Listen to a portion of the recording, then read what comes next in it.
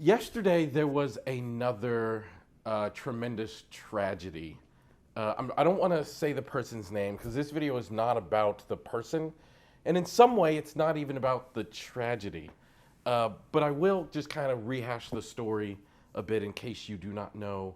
But there was a shooting at a grocery store in Buffalo, New York, by an 18-year-old who had body armor, an assault weapon, and went into a grocery store, filmed himself, live streamed himself actually, murdering people. He chose a grocery store in a black neighborhood and targeted black people in this assault. I really honestly, I try not to watch these things. They're triggering to me, but I think it's important. And as a mental health professional and as someone like a leader in this industry, I think it's important that we learn lessons from these things, which is why I want to talk to you about it. And there was something that happened in the video. He's in the store shooting, and a white man fell between the checkout counter line thing, and he put his gun towards him, saw he's a white man, and then said sorry, proceeded to not shoot him, and then go off and shooting other people.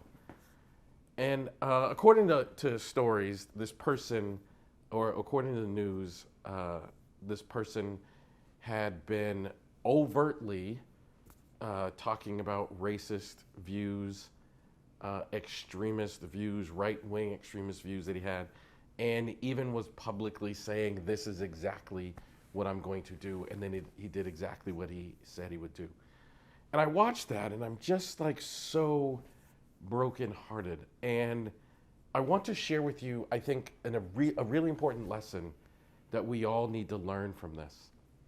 One of the things that fueled, I mean, other than just like overt and outright hate and bigotry, one of the things that fueled him was this thing called replacement theory. And replacement theory is it's a widely spread idea by like right-wing conservatives, like in mainstream, like Tucker Carlson talks about this, which is the plan to replace white people with people of color and immigrants so that they can be voted out and voted into power. And it's troubling to me that ideas like this can be talked about and be spread, because I think at some point we have to realize that like fanning the fuels of hate eventually also fans the fuel of violence and costs innocent lives.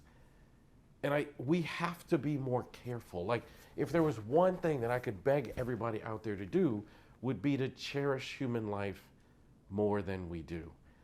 These views, you may be saying it, like Tucker Carlson may be saying this to get higher ratings. And he's got one of the most popular news shows on television, so it clearly works.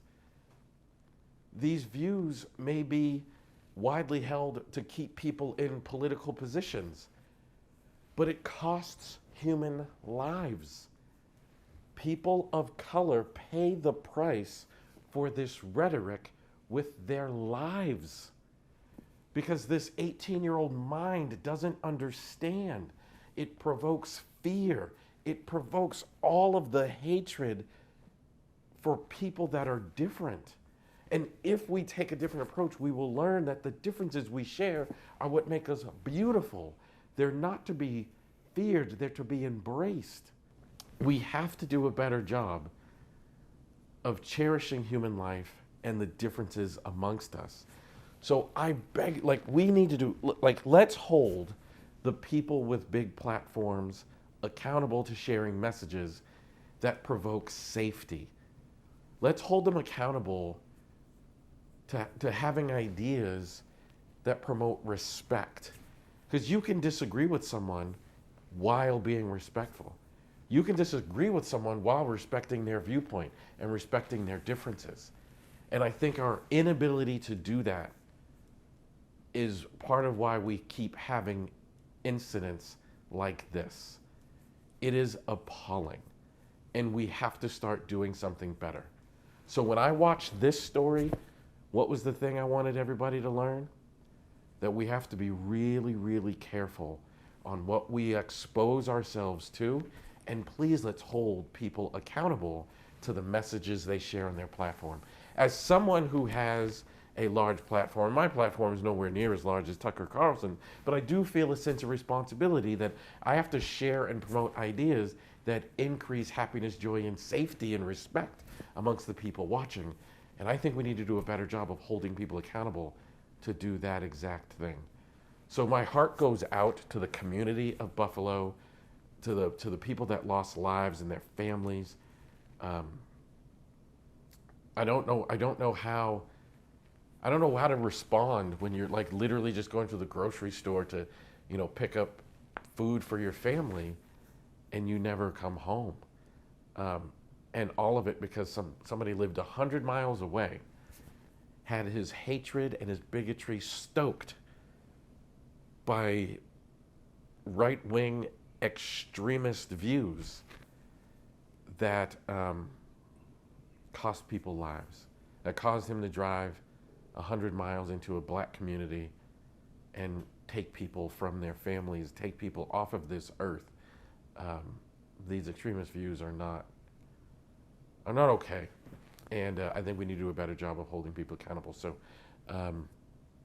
just that's my call to action for everybody. These right-wing views and the way that they're being spread,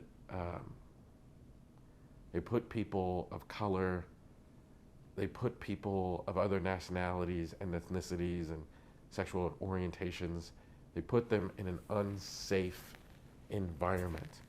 And I think we can do better than that.